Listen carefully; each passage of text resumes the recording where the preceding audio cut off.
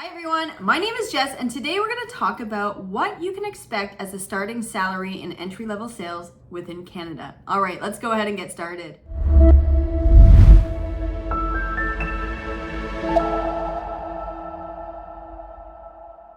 All right everyone, welcome back to my channel. If you're new here, go ahead and hit that subscribe button below. It would help me out a lot, and I am trying to achieve the goal of 2,000 subscribers by December. And if you're watching this way after December 2022, then thank you for subscribing, and hopefully I achieve my goal by then. All right, so you are here because you want to know what to expect in an entry-level sales job according to salary. Now, I want to share a couple different points that you're going to have to consider when either negotiating salary or what to expect.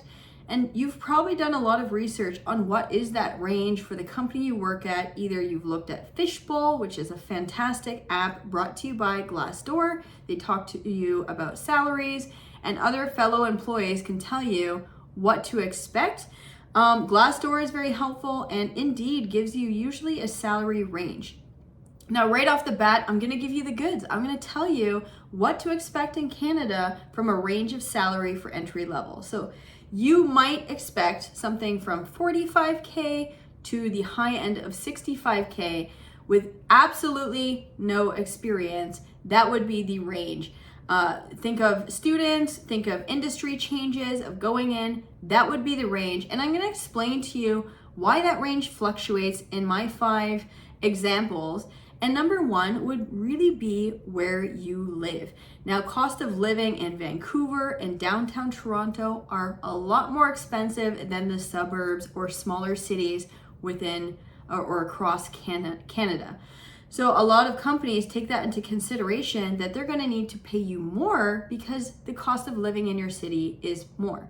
I hope that makes sense from a salary point of view, but sometimes it doesn't really matter, especially if the jobs are remote. Some organizations are not even looking at where you live, and some do. So just have that in the back of your mind when you are negotiating. If you do live in Vancouver or Toronto, or potentially Montreal, or any surrounding cities within Vancouver and Toronto, ask for a little bit of a higher salary just so that you can afford your rent, your mortgage, all the expenses that come with living in a bigger city. Now, number 2, you need to consider what type of company and organization you are applying to. Is it a small business where maybe there's only 10 employees?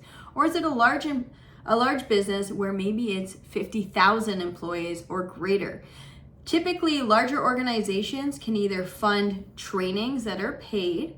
I know Dell Technologies does a great program called the Sales Academy, where I've done a couple videos on that, and I will link them below, where they do a 13-week training up to 6 months of just getting you warmed up to the sales climate.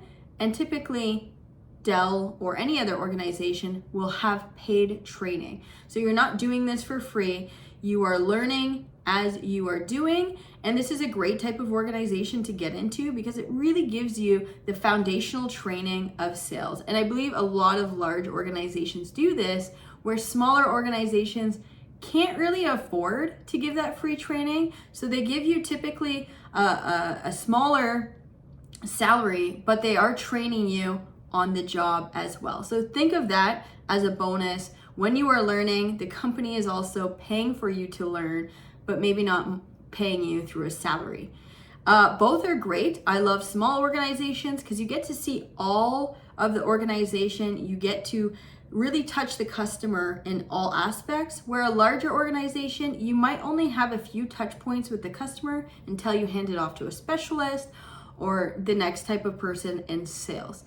And that's a whole other topic on its own. So maybe I will talk about sales from a small organization versus a large and what those differences are, but not in this video. Now, number 3 would be, what are you selling? If you are selling software or any type of tech, they're always going to pay more in entry-level sales. They have more money. The margins are high, typically with software especially, and they do have it just is a higher paid industry compared to other sales industries.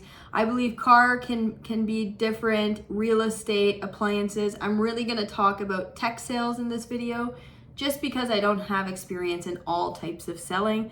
My experience is in tech selling. And that shouldn't make you go into tech sales. This is not a pitch for you to go into tech sales.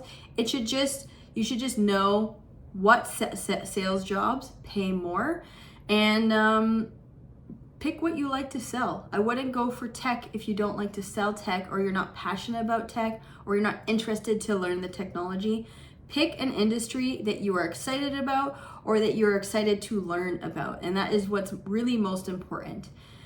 And number 4 would be, how much experience do you have? Are you really entry-level sales, or have you had some experience? Maybe as a student, you've had some experience. I feel like our whole life is selling. Whether you're in school, you have to sell yourself to the teacher. Whether you are in any type of job, there is a form of personal selling. Even if you're not selling a product, you're always selling yourself and your brand. So consider when you are doing the interview and they go, hey, you have no selling experience. Consider what you've previously done in all other jobs. There is a component of selling. Whether you're in marketing, whether you're in finance, you are consistently and constantly selling yourself to the people, upper management, for promotions and what have you. So think about the experience that is relevant to sales and how you can connect that to the experience in this new job.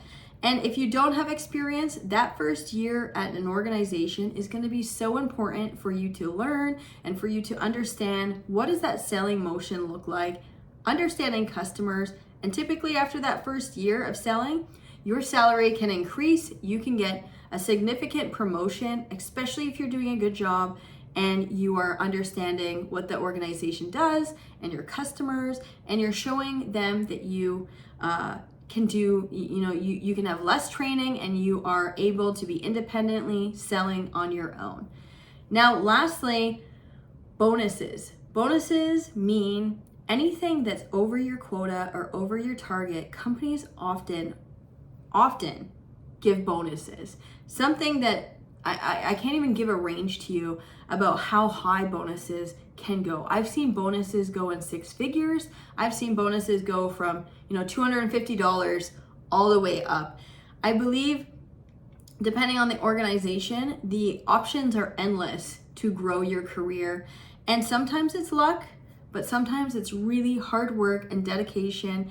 And you might not get that bonus that first year. It might take 2 to 3 years until you really understand the climate that we're here in Canada, as well as the customer climate. And once you understand that, you will see results, especially if you're passionate about what you do. So don't feel bad if you are not getting a bonus that first year, or even that first year and a half, because it does take time to learn sales. We're not all good at sales. I absolutely am not perfect at sales. And when I first started in entry-level sales, I was shaking, I was super nervous, I couldn't present, I couldn't talk even to you or customers or anything like that. So be easy on yourself, especially if this is your first sales job. I wish you all the luck. If you have any questions, I have a lot of different videos on selling, on interview prep, on how to negotiate your salary in an interview. All of that can be found on my main page in different playlists, especially career advice in Canada. I hope this video was super helpful, and if it was, feel free to give me a thumbs up, and I will see you next Monday. Take care.